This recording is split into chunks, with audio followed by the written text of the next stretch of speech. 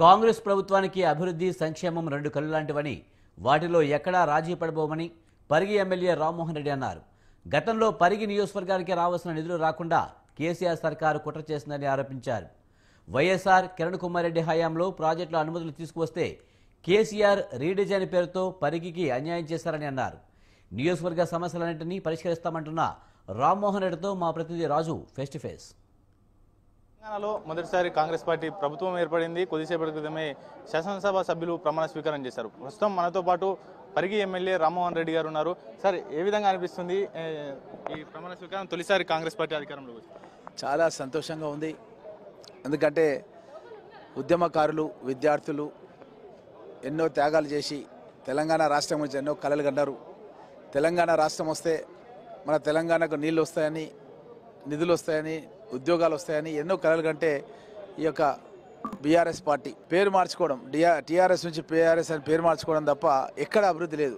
లేకపోగా మా ప్రాంతానికి ఉమ్మడి ఆంధ్రప్రదేశ్ ఉన్నప్పుడు శాంక్షన్ చేసుకున్న ప్రాజెక్టులను రద్దు చేయడము, పెండింగ్ పెట్టడము చేసేది.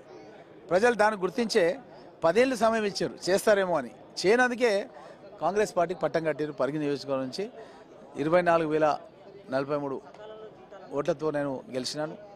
ఇదే తార్కాణం దానికి. నేను గతంలో ప్రాణహిత చెవెళ్ళ గోదావరి జలాలను రాజశేఖర రెడ్డి గారిని అడిగి పరిగి వరకు ఎక్స్టెండ్ చేయించుకున్నాను. పాలమూరు రంగారెడ్డి ప్రాజెక్టు కృష్ణా జలాలను కూడా కిరణ్ కుమార్ రెడ్డి గారిని అడిగి జురాల నుంచి స్పష్టమైనటువంటి జీవో తీసుకున్నాం. కానీ ఈ ముఖ్యమంత్రి కేసీఆర్ జురాల రద్దు చేసి శ్రీశైలం నుంచి పెట్టి అసలు ఆ పనులే మా దగ్గర ప్రారంభించలేదు. రైల్వే లైన్ వికారాబాద్ నుంచి వయా పరిగి మక్తల్ వరకు రైల్వే లైన్ శాంక్షన్ చేపిస్తే దానికి సంబంధించింది కూడా అసలు మ్యాచింగ్ ఫండ్స్ ఇవ్వకపోవడం, భూసేకరణ చేయకపోవడం మూలంగా అది కూడా ఆగిపోయింది. హైదరాబాద్ నుంచి బీజాపూర్ వరకు వయా పరిగి 4 ట్రాక్ రోడ్ ఏర్పాటు చేయాలి, అది కూడా కనీసం భూసేకరణ కూడా చేయలేదు. ఈ విధంగా పరిగి నియోజకవర్గానికి ఒక 5,000 కోట్ల రూపాయల నిధులు ఈ యొక్క బీఆర్ఎస్ ప్రభుత్వం తొక్కిపెట్టేసింది, రద్దు చేసింది, లేదంటే దాన్ని పాక్షికంగా పెండింగ్ పెట్టేసింది. ఇవన్నీ కూడా ఇప్పుడు కాంగ్రెస్ గవర్నమెంట్ వచ్చేసింది. మా ముఖ్యమంత్రి రేవంత్ రెడ్డి గారు మా జిల్లా, నేను జిల్లా అధ్యక్షుడిని, 2 పర్యాలుగా అధ్యక్షుడిని చేస్తున్నా. స్పష్టమైన అవగాహన ఉంది జిల్లా అభివృద్ధి గురించి. 4 జిల్లాల కాంగ్రెస్ పార్టీ గెలిపించుకున్నాం వికారాబాద్లో. కాబట్టి వికారాబాద్ జిల్లాను తెలంగాణ రాష్ట్రంలోనే అగ్రగామి జిల్లాగా చేయాలి. అదేవిధంగా మా నియోజకవర్గాలను అభివృద్ధి చేసుకోవాలన్నది మా ఆకాంక్ష. రైట్. అంటే 10 ఏళ్ల బీఆర్ఎస్ ప్రభుత్వాన్ని చూసాము. ఇప్పుడు కాంగ్రెస్ పాలన ఏ విధంగా ఉండబోతుంది? వారికి మీకు ఎటువంటి డిఫరెన్స్ ఉండబోతుంది? మా నాయకుడు తొలి ప్రమాణ స్వీకారంలో చెప్పిండు, ఈ బీఆర్ఎస్ లాగా ఒక గజ్వేలు, ఒక సిరిసిల్ల, ఒక సిద్దిపేట లాగా ఉండదు. రాష్ట్రం అంతా కూడా సమగ్ర అభివృద్ధి చేస్తాం, అన్ని నియోజకవర్గాలకు సమపాల్లో అభివృద్ధి చేస్తామని మొట్టమొదటి స్పీచ్లోనే స్పష్టంగా చెప్పాడు. కాబట్టి అదేవిధంగా అభివృద్ధి ఉంటుందన్న విషయాన్ని కూడా తెలియజేస్తున్నాం. మీ నియోజకవర్గానికి కావచ్చు, జిల్లాకు కావచ్చు, అభివృద్ధి మీద అలాగే నియోజకవర్గంలో ఉన్నటువంటి సమస్యల మీద స్పష్టమైనటువంటి అవగాహన ఉంది. ఆ డెవలప్మెంట్ దృష్టిలో పెట్టుకొని ఏ విధమైనటువంటి ప్రణాళిక మీ వద్ద ఉంది డెవలప్మెంట్కి సంబంధించి? మేము గతంలోనే శాంక్షన్ చేసుకున్నటువంటి జీవోలు అన్నీ కూడా మా దగ్గర ఉన్నాయి, గవర్నమెంట్లో కూడా ఉన్నాయి, అన్నీ ఉన్నాయి, మీడియా దగ్గర ఉన్నాయి, అన్నీ ఉన్నాయి. అవన్నింటినీ కూడా మేము రివైజ్డ్ ఎస్టిమేట్స్ తయారు చేయాలి. అప్పుడు ఉన్న ఎస్టిమేట్స్ ప్రకారం అవి 5,000 కోట్లే ఉన్నాయి పరిగి కాన్స్టిట్యున్సీకి. ఇప్పుడు 10,000 కోట్లకు పెరిగిపోయినాయి అంచనాలు.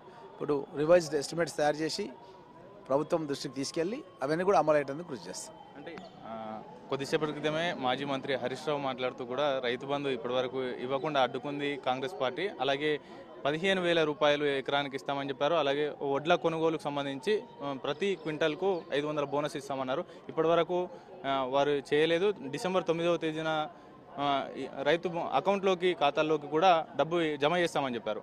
ఇంతవరకు చేయలేదని కూడా విమర్శించారు. ఎప్పుడు చేస్తారు, ఏంటి, ఏమైనా స్పష్టత ఇస్తారు? మేము 7వ తారీఖు రోజు ప్రమాణ స్వీకారం చేసినాం. 9వ తారీఖు రోజు ఆల్రెడీ 2 పథకాలు అనౌన్స్ చేసినాం. మీరు చూస్తున్నారు, అంటే 1 డే గ్యాప్లోనే 2 స్కీమ్స్ లాంచ్ చేసినాం. ఇంకా టైం కావాలి, ఎస్టిమేట్ చేయాలి. ప్రభుత్వం ఏర్పాటయ్యే ఇంకా మాది ఈరోజే శాసనసభ మొదటి రోజు కొలువుదేరింది. ఇంకా టైం ఉంది. 14వ తారీఖు నుంచి శాసనసభ ఉంది. అంతలోపల అన్ని నివేదికలు తెప్పించుకుంటున్నాం. శాసనసభలో అందరితో కూడా మాట్లాడి తప్పకుండా ప్రజలకు 6 గ్యారెంటీల విషయంలో అయితే హామీలు ఇచ్చినామో తప్పకుండా నెరవేరుస్తాం. మొదటి 2 రోజుల్లోనే 2 హామీలను నెరవేర్చారు.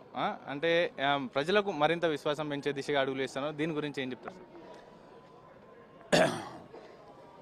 ఈ బీఆర్ఎస్ పార్టీ వాళ్ళు ఎట్లా చేశారంటే, నాది కర్ణాటక బార్డర్ పరిగి, కర్ణాటక నుంచి కూలీలను తీసుకొచ్చి ఆ కూలీలకు కిరాయి ఇచ్చి మా కర్ణాటకలో పథకాలు అమలైతలేవని చెప్పి ప్రచారం చేసే ప్రయత్నం చేశారు.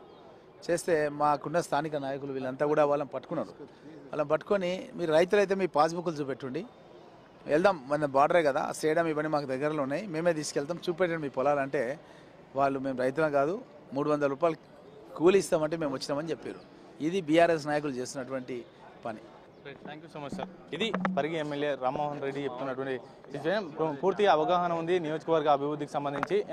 రాబోయే రోజుల్లో అత్యధిక నిధులతో పరిగి నియోజకవర్గాన్ని ఒక ముందంజలో ఆదర్శ నియోజకవర్గంగా కూడా తీర్చిదిద్దుదామనేటటువంటి మాట చెప్తున్నటువంటి పరిస్థితి. కెమెరా పర్సన్ మల్లిబాబుతో రాజు, స్వతంత్ర టీవీ, హైదరాబాద్.